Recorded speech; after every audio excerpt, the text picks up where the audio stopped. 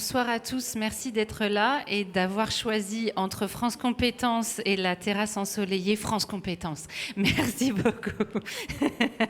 Mais merci à vous, Pierre Deninck, qui êtes le président de France Compétences, de venir vous prêter à ce jeu des questions-réponses.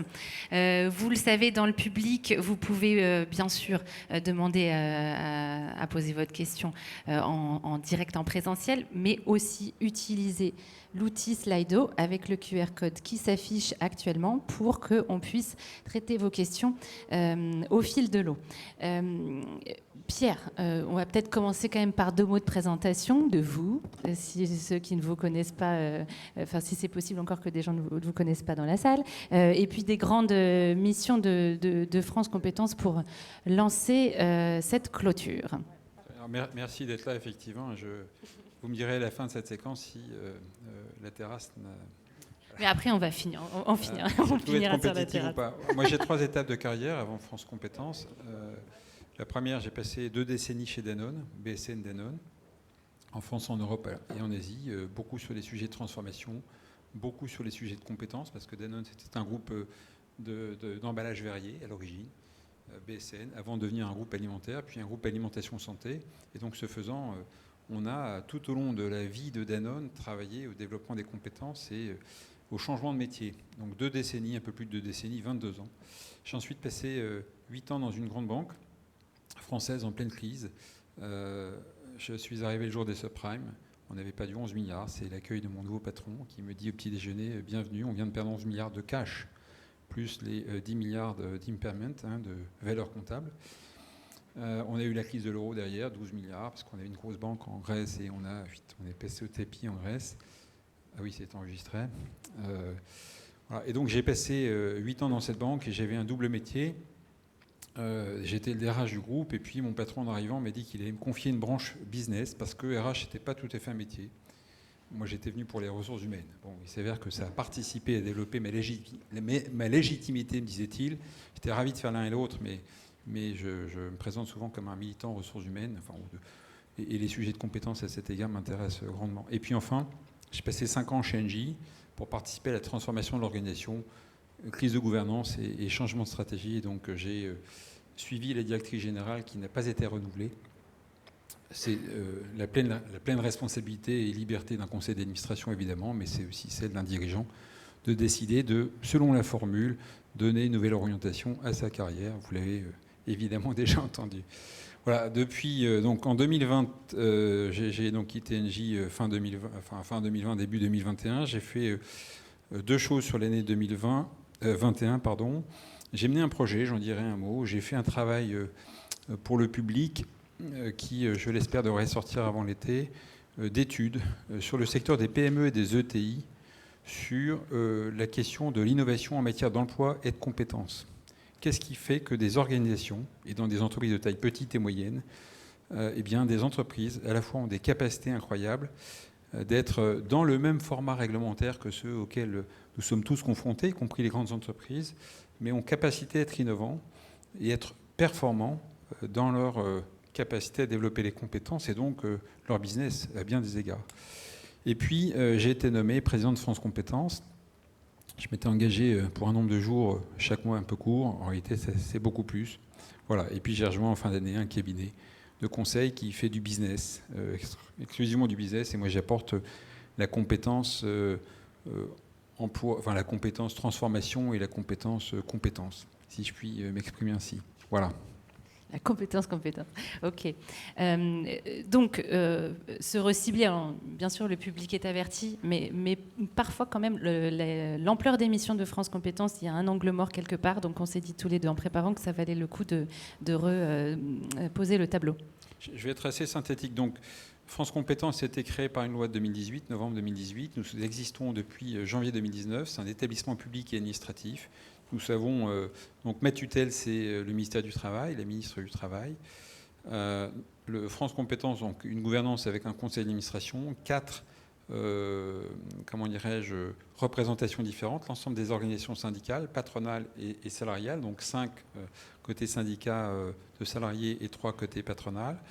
Nous avons par ailleurs l'État, donc un représentant de Bercy, parce que c'est beaucoup d'argent, 13 milliards par an. Nous avons un représentant de l'enseignement supérieur parce que l'enseignement supérieur participe évidemment à développer les compétences et délivre de nombreux diplômes. Et puis nous avons le directeur général de l'emploi et de la formation professionnelle qui est au board, qui est au conseil d'administration, Bruno Lucas, qui représente donc les ministres. Et puis nous avons les régions, deux vice-présidents de conseils régionaux parce que les régions contribuent et participent à développer et à financer la formation sur leur territoire. L'emploi, c'est une des compétences de la région et la formation aussi. Et puis enfin, ce qu'on appelle, c'est pas super, mais deux PQ, personnel qualifié. Donc une élue en l'occurrence, une femme qui est élue, qui est maire dans le Douaisis, et puis un technicien ou un sachant. Voilà, je suis celui-ci et c'est moi qui préside le conseil d'administration. Donc tout ça est organisé. Nous avons 4 missions principales. Nous sommes le régulateur de la formation professionnelle en France. Je n'avais pas cette compétence ou cette expérience, et je vous affirme vraiment que c'est absolument nécessaire. Ce secteur a besoin de régulation. Le nombre d'incidents, de fraudes, que j'observe, c'est absolument inouï. Alors quand on est dans un grand groupe, on a les moyens, les compétences, les expertises qui permettent de gérer ça, mais le secteur des PME, des ETI, enfin en tout cas ceux et celles qui sont moins équipés en ressources humaines, en ont moins les moyens. Et franchement, on a besoin de réguler. On finance, évidemment, on finance le CPF, on finance le CEP, le conseil en évolution professionnelle, on finance Transco, tout ce qui permet la transition pro, on finance évidemment l'alternance. Je rappelle que plafond de verre, 300 000 jeunes en alternance chaque année jusqu'en 2017, 2018, 2019, et tout à coup, avec des moyens importants, c'est vrai, nous avons néanmoins réussi à casser ce plafond d'une certaine façon, en tout cas le transpercer, et on aura fait en 2021 près de 720 000 contrats. On aura financé 720 000 contrats, et ces jeunes, nous le savons statistiquement, enfin, c'est tout à fait clair, l'ensemble des études le montrent, ont plus de chances d'accéder à l'emploi, même si, en effet, cela coûte de l'argent. Alors assez peu aux entreprises parce qu'elles ont été très aidées sur la dernière période, mais en tout état de cause. Donc, on régule, on finance, on oriente. Ça veut dire un peu simplement que nous, compte tenu de l'expertise qui est celle de l'établissement, nous faisons un certain nombre de propositions aux autorités politiques de ce pays sur ce que peuvent être les orientations et les actions à conduire. Et puis, nous sommes certificateurs. Et là, c'est peut-être sur ça que je reçois beaucoup de messages sur LinkedIn, rarement pour me remercier ou pour me féliciter, parce que nous sommes certificateurs. C'est-à-dire que vous savez, tous les diplômes en France font l'objet d'une certification pour garantir que, conformément à la loi, ils sont au niveau de qualité, avec un certain nombre de critères tout à fait établis, qui leur permettent de délivrer le diplôme, quelle que soit la formation, qu'on soit à l'X ou qu'on soit en CAP boulanger. Nous sommes aussi la structure et l'organisation qui permettons l'inscription sur les registres spécifiques ou registre national de la certification professionnelle qui permet notamment les financements. Je ne sais pas s'il y a des représentants d'organismes de formation, mais il y en a un petit peu partout sur l'événement, Pierre. Ça, c'est... Non, mais là peut-être qu'ils sont sur les terrasses. Non, il y en a. Justement, sur le registre, il y a un gros travail qui a été fait récemment, non ?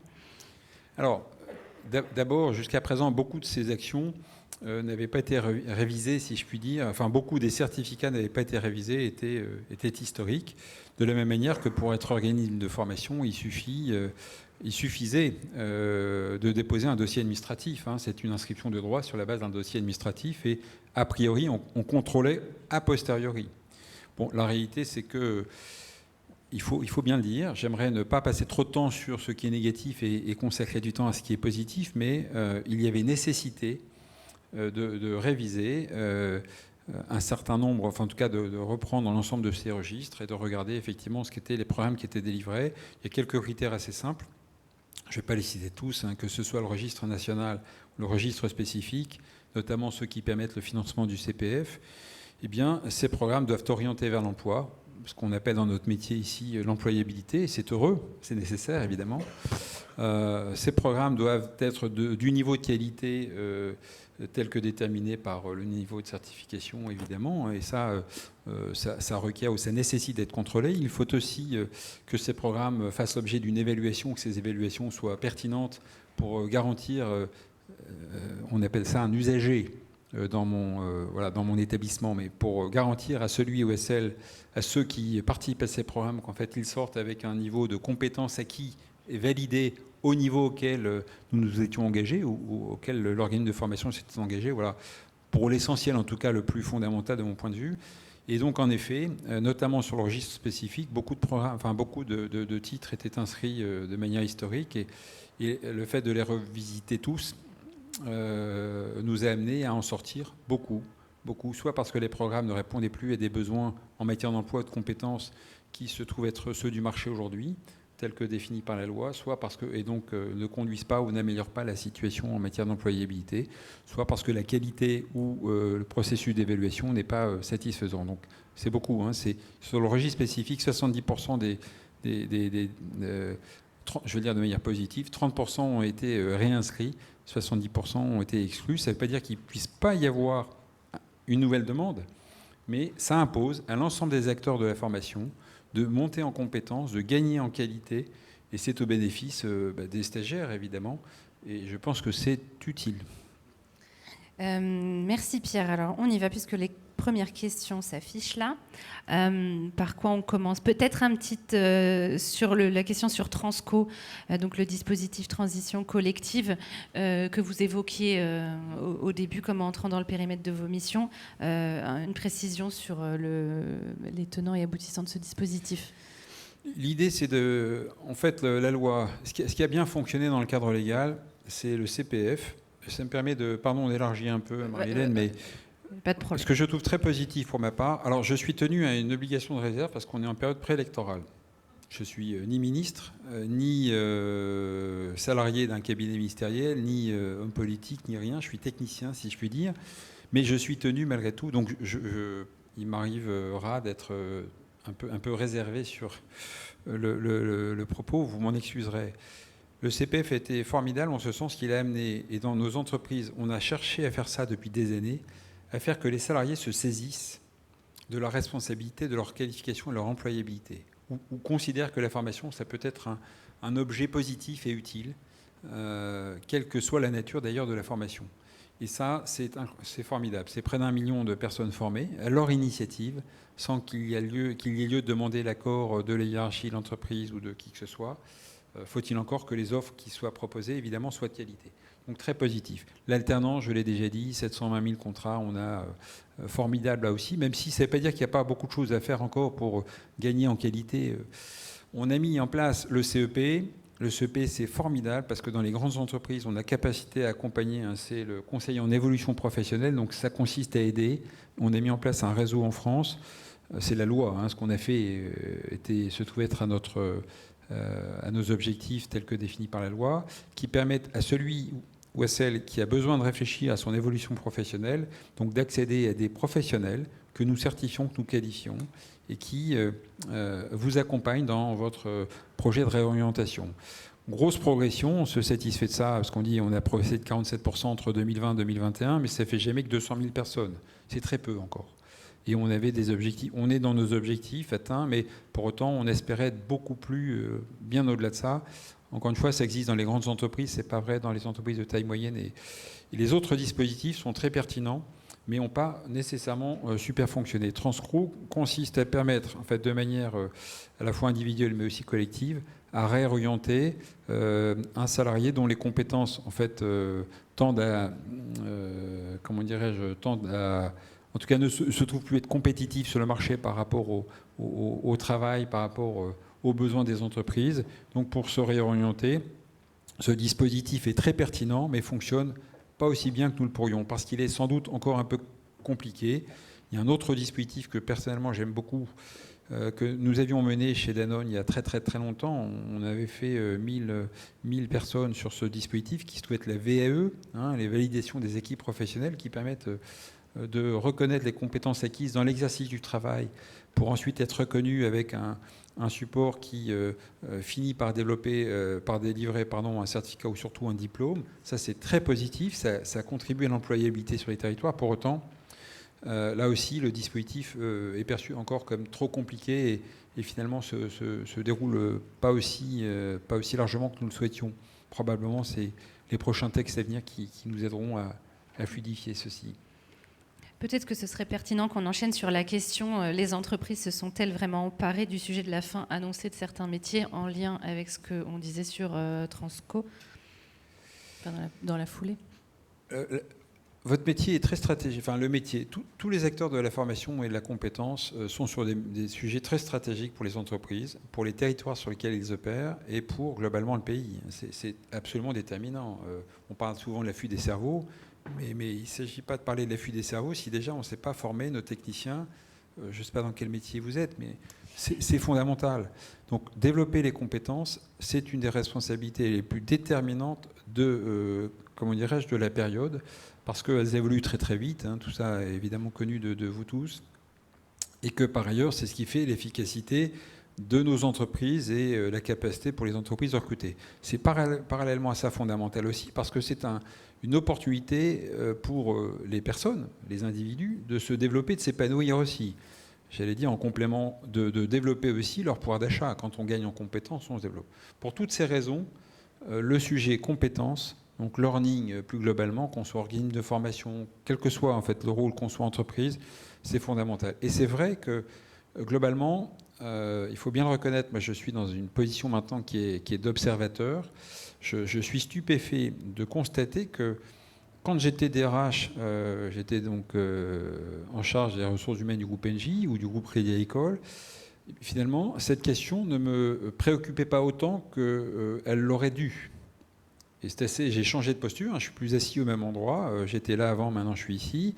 Et le seul fait de changer de lieu d'observation, si je puis dire, m'amène à constater qu'en effet, ces sujets sont très compliqués. La fameuse GPEC, gestion prévisionnelle des emplois des compétences, la projection, l'anticipation, c'est super compliqué. Tout ça parallèlement va plus vite. Et qu'en fait, on n'est pas équipé. Les académiques en sciences sociales n'ont pas fait beaucoup de travaux sur notre capacité à anticiper, à analyser et à trouver le format, le cadre qui convient pour imaginer les métiers de demain. Les deviner le plus vite possible de manière à pouvoir les préparer le plus vite possible. Et qu'en réalité, c'est un besoin fondamental. Donc, je pense que les entreprises ne se sont pas mobilisées assez parce que c'est difficile à faire et que nous ne savons pas le faire. J'en suis le premier, en tout cas. Et puis, probablement parce que, globalement, nos programmes, que ce soit pour ceux de l'éducation nationale, que ce soit pour ceux de l'enseignement supérieur, en tout cas pour le public, comme peut-être pour un certain nombre aussi d'acteurs organismes de formation, se sont sans doute pas non plus saisis du sujet en proposant des solutions que les entreprises elles-mêmes n'auraient pas encore identifiées, imaginées. Donc oui, l'ensemble de l'écosystème doit sans doute coopérer plus, et je trouve que cette journée aussi contribue à ça, mais le réseau que ça produit, ça doit nous permettre aussi d'imaginer, et donc d'anticiper et de projeter davantage les métiers de demain. Celui ou celle qui travaille sur une centrale à charbon, pour un métier que je connais bien, c'est intéressant, mais il s'agit de lister les compétences pour savoir vers quel métier demain on s'orientera. Ces centrales vont disparaître, on le sait, c'est acquis, les dates sont fixées. Bon, pour autant... alors peut-être la question sur les ETI qui fait, elles sont là sur l'écran retour aussi, Pierre, si vous arrivez à le voir. Comment France Compétences peut m'accompagner en tant qu'ETI, ce qui sera peut-être en miroir avec vos travaux justement sur les entreprises de croissance. Je précise qu'il y a une question sur les programmes des candidats à la présidentielle s'agissant de France Compétences, mais compte tenu de la période de réserve, je pense que vous allez dire je passe. Donc voilà. Et on le fera sur la terrasse après. Voilà, à la terrasse. Sur les programmes, sur comment France Compétences peut m'accompagner en tant qu'ETI. Alors, France Compétences, structurellement, n'accompagne pas les entreprises directement. On le fait via les OPCO en ce qui concerne l'alternance. Donc, vous êtes nécessairement dépendant d'un OPCO, ou en tout cas attaché à un OPCO. On va financer l'ensemble des programmes alternance. Il n'y a pas de numerus clausus. C'est pour ça que nous sommes... quelques-uns poussent des cris d'orfraie parce que nous sommes déficitaires, oui, mais on a 720 000 contrats en alternance et on a décidé de les financer tous. Donc c'est une décision de politique publique. Personnellement, est-ce que j'ai le droit de dire ça? Je m'en félicite parce que ça fait des jeunes en emploi, ça fait des jeunes en acquisition de compétences. Et donc, si via votre OPCO, vous avez des jeunes en alternance, on va vous aider, on va les financer tous. On va aider aussi vos salariés, et quelques entreprises sont lancées dans ce dispositif via le CPF à, comment dirais-je, financer l'ensemble des actions de formation. Alors les actions de formation du CPF, c'est beaucoup autour des langues, c'est beaucoup autour du, comment dire, du transport et de la maintenance. Permis de conduire. Hein, alors permis de conduire, oui, mais c'est pour les alternants notamment. Mais c'est beaucoup autour des langues, c'est beaucoup autour de la manutention et du transport. Beaucoup de certificats. Il y a des entreprises qui se sont saisies du sujet, qui cofinancent ou viennent abonder, et donc ont capacité, dans le cadre des entretiens annuels, à avoir un dialogue utile et pertinent avec leurs salariés pour leur proposer de faire le meilleur usage de leur CPF, dans la mesure où, en tout cas, ils se sont fixés pour objectif, soit de leur permettre de continuer à se développer dans leur emploi, soit... Et puis, moi, je suggère aux ETI ou aux PME, d'ailleurs, qui ont des salariés et qui voudraient les aider à réfléchir à leur évolution professionnelle, de se saisir aussi du CEP. Hein. Le CEP est accessible très facilement. Le conseil en évolution professionnelle, c'est quoi? C'est la réorientation de carrière ou l'orientation de carrière, et donc d'aider chacun, dans le cadre du plan annuel de formation, à réfléchir à ce qui participera à l'engager et le motiver. J'ai vu, dans le cadre de mon étude sur 2021, une structure qui s'appelle À l'Envie, qui est sur l'aide à domicile ou l'aide aux soins pour des personnes. Ils sont remarquables parce qu'ils ont été en capacité, grâce à l'orientation professionnelle et à la formation, à développer des compétences qui font que globalement ils perdent beaucoup moins de salariés que les concurrents du secteur. C'est une start-up, ils sont quand même 200. Et puis, par ailleurs, ils ont réussi à, d'une certaine façon, c'est mon terme à moi, mais à réenchanter l'activité de l'activité qui est servie pour les patients. Et ceci participe à les rendre efficaces, ou en tout cas à faire que les femmes et les hommes dans ces métiers s'épanouissent. Donc, les dispositifs sont disponibles, mais nous interagissons pas directement avec les entreprises. Ce sont les branches professionnelles, ce sont les partenaires sociaux. Nous finançons et nous orientons. Il y a une question qui est: doit-on s'attendre à de nouvelles réglementations cette année? Alors la réponse est oui. Tous les candidats ont évoqué. D'abord, la loi en fait date de l'établissement de janvier 2019. Mon avis compte pas, hein, qu'on soit clair. Mais j'ai beau animer ou présider ce conseil d'administration, je ne fais pas la loi et j'influence pas le ministre. Hein, et puis je suis pas homme politique, mon avis compte pas. Mais j'ai le souci, en tout cas, je pense, comme je le pensais déjà dans l'entreprise, que quand on initie une transformation aussi radicale, il faut se donner un peu de temps pour qu'elle se mette en place. Et je ne suis pas personnellement fan du changement permanent, ou du mouvement brownien. Mais ça n'engage que moi. Hein, ça, encore une fois, je l'ai dit, mon avis compte pas, et c'est normal. Pour autant, il n'est pas anormal que sur une réforme aussi radicale, vous êtes des spécialistes de la matière, de la question, la réforme a été absolument transformante, parce que les salariés se sont saisis notamment du CPF, parce que le conseiller en évolution professionnelle amène à chacun à réfléchir, parce que l'alternance notamment, parce que Transco, parce que VAE, même si ces dispositifs ont moins bien fonctionné. Donc cette réforme a été transformante à bien des égards. Et donc, il me semble qu'il n'est pas anormal qu'elle continue à s'ajuster, et elle s'ajustera. Tous les candidats ont évoqué, en effet, ces grands écarts, hein, ces 180 degrés entre les uns et les autres.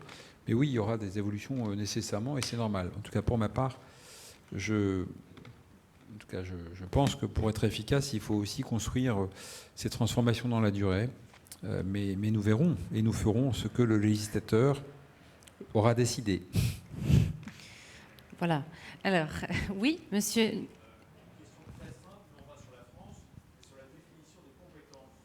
Une question sur la définition de compétences. Alors du coup, je vais me permettre de la relier à la question que j'avais bien vue, que je gardais pour la fin.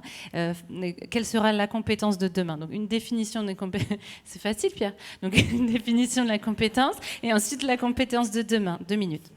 J'ai pas ça en anti-sèche. Alors on mène un travail. France Compétences, l'établissement mène un travail avec en fait l'ensemble des pays d'Europe, pour venir aligner à la fois nos diplômes, les niveaux de compétences en fait, qui sont acquis sur l'ensemble des programmes de formation, et permettre la fluidité en fait, des salariés sur les différents pays.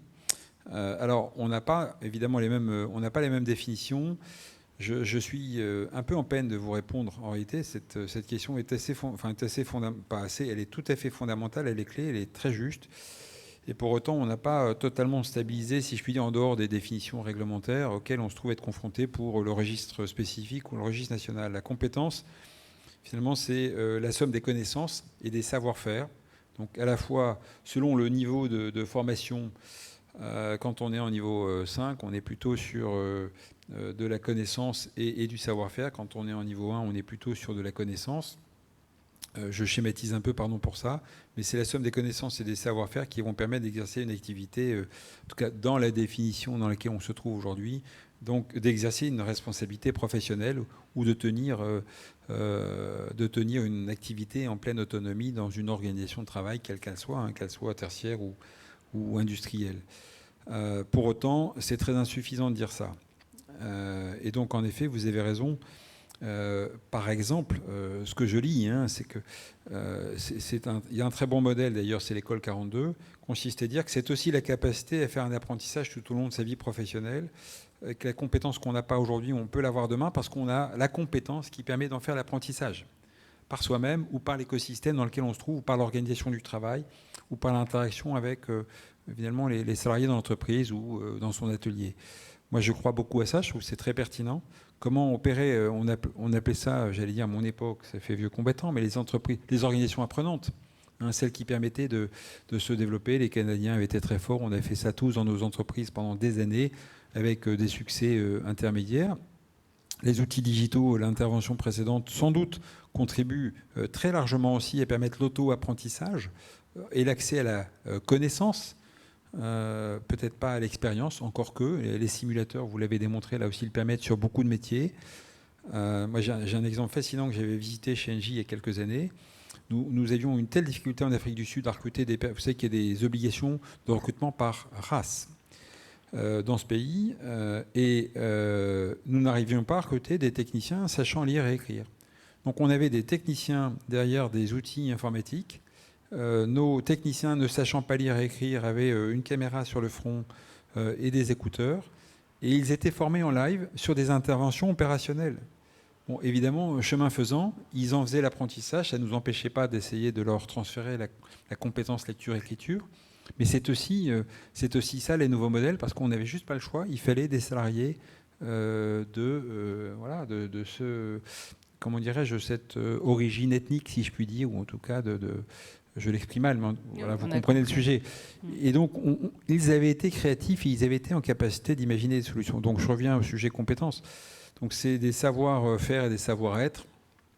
La réalité, c'est qu'on travaille beaucoup les savoir-faire et assez peu les savoir-être. Et c'est pour autant assez fondamental pour permettre, comme ces jeunes de l'école 42 qui sortent en sachant tout au long de leur vie professionnelle, un seul prof sur plusieurs centaines de jeunes, pour les aider sur le plan pédagogique, mais c'est la connexion, c'est la mise en réseau, c'est l'interaction dans un écosystème qui font qu'ils se forment tout au long de leur cursus à l'école 42 et qu'ils sauront se former tout au long de la vie pro.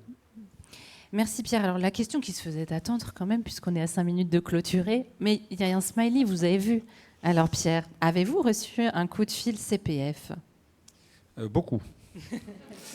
Mais il se dit que le président Macron lui-même, sur son téléphone privé, a reçu des propositions CPF. Il se dit. Je n'ai pas... Non, c'est épouvantable. C'est insupportable. Plusieurs problèmes. Alors, d'abord, je vous invite. Je commence. J'avais fait la photo d'écran. Je ne vais pas vous la présenter. Vous allez sur mon compte formation. Message de prévention, oui. Sur mon compte formation, le premier bandeau, c'est un message à l'égard des fraudes. Vous cliquez et vous allez avoir le formulaire déclaratif si vous voulez dénoncer ceux et celles qui vous harcèlent. Donc, on attend le prochain véhicule législatif, selon la formule consacrée, pour pouvoir intégrer des textes qui viendront interdire le démarchage, qui viendront réguler ceci. C'est le premier élément. Alors, c'est épouvantable parce que ça vient casser la dynamique positive ou la représentation que nous avons dans la prise en charge. Et puis, ça génère des pratiques et des comportements qui sont inadaptés. Donc, j'ai vu, grâce à France Compétences, des situations dans lesquelles, dans une entreprise, on venait vous proposer une tablette digitale en contrepartie de vos codes CPF. Et donc, on proposait, mais de manière institutionnalisée, on faisait le tour des bureaux. C'est une entreprise en province, et donc bien des salariés. Je n'en dirai pas davantage. Je venais vous dire, Marie-Hélène, je vous donne une tablette neuve, hein, naturellement. Vous me donnez votre code CPF et je vide votre compte. Ouais. Donc je prends 1500 ou 2000, je ne sais pas, ça dépend des salariés. Moi, c'est pas du jeu parce que j'ai le 06 du président de France Compétences. Donc c'est terrifiant.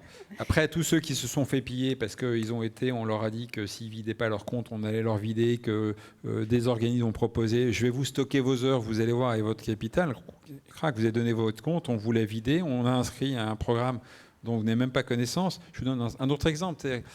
J'ai vu un programme qui proposait... il délivrait un certificat de communication orale, ça existe sur le répertoire, mais le site internet, c'était de la sophrologie aquatique. Donc il y avait un drapeau bleu, blanc, rouge qui donnait le sentiment que c'était un site tout à fait structuré. On proposait un programme de formation à la sophrologie aquatique, c'était une structure qui existe, qui a existé en tout cas. Elle existe toujours, mais elle n'est plus financée. Et on vous délivrait un certificat, parce que comme sophrologie aquatique, ça ne marche pas. En tout cas, ce n'est pas sur le répertoire. Bon, c'est terrifiant. C'est pas ni l'argent des entreprises, ni l'argent public n'est destiné à... Ou bien, j'ose pas le dire, mais j'ai connu autour de moi, dans mon environnement, j'allais dire des camarades. Oui, je l'assume, qui avaient envie de briller dans leur dîner en ville et qui se sont servis leur CPF pour progresser dans la connaissance du vin. Bon, leur enjeu, c'était pas devenir évidemment des spécialistes et donc vous proposer en restauration de vous conseiller dans les meilleures conditions possibles sur votre achat de vin, mais c'était simplement de progresser. Bon, tous ceux... Pourquoi pas, mais pas avec l'argent public ou avec l'argent des entreprises, malgré tout. Voilà, donc on a besoin de réguler. Il a fallu un petit peu de temps pour qu'on prenne conscience que ce phénomène devenait massif. Et donc aujourd'hui, on a commencé à réguler, puisqu'on a les inscriptions automatiques ne sont plus possibles grâce au répertoire. Et puis dans le véhicule législatif prochain, après les élections présidentielles, eh bien, on viendra incorporer un certain nombre de textes qui viendront faire tomber toutes ces plateformes qui nous pillent. Merci Pierre. On approche du moment où on doit conclure. Et du coup, je vais garder cette question pour la fin. Elle n'est pas tellement en tant que président de France Compétences, peut-être plutôt sur votre parcours précédent. Ce matin, il a été évoqué de placer la fonction learning au COMEX. Qu'en pensez-vous ? Vous n'avez que des directeurs learning devant vous, je le rappelle. Non, mais je pense que du seul fait du principe de réalité, ce n'est pas une option. Le sujet doit être COMEX, mais le poste ne le sera pas. Dans mon nouveau métier de conseil, d'associé dans un cabinet de stratégie financière, les directeurs juridiques me disent ça, les directeurs conformité me disent ça, enfin, toutes les matières, les directeurs informatiques me disent ça, enfin, beaucoup de fonctions me disent qu'elles devraient être portées au comité exécutif. Ce à quoi je réponds, là aussi, principe de réalité, le sujet, le thème doit être porté au comité exécutif. Dans mes organisations précédentes, le patron de l'université est toujours venu 2, 3 ou 4 fois par an au comité exécutif, à la fois débattre avec mes collègues du comité exécutif des orientations stratégiques et politiques, en correspondance avec la stratégie d'entreprise, des choix et des budgets, parce que ça permettait à mes collègues de s'engager aussi, et à mon patron de s'engager quand j'étais DRH, donc à l'égard de ces investissements. Et puis, alors c'était, selon les CEO, c'était parfois plus facile ou plus difficile. Ça, c'est aussi notre vie, mais il nous appartient de convaincre nos dirigeants. Donc le thème est nécessairement COMEX. Est-ce que le poste doit l'être ? Sauf à ce que notre métier soit... ce matin, j'étais avec une grosse structure de formation de la place, privée, dans un échange. Bon, évidemment, le directeur pédagogique est au COMEX, mais c'est leur métier.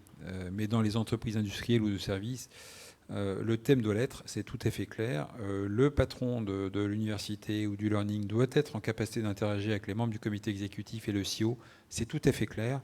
Est-ce que le poste doit être logé au comité exécutif ? C'est non, parce qu'on n'a pas capacité à, comment dirais-je, avoir l'ensemble des acteurs qui sont clés dans les organisations autour de table. Merci beaucoup. Merci Pierre d'avoir répondu à notre invitation. On peut poursuivre autour du cocktail les questions en one-to-one.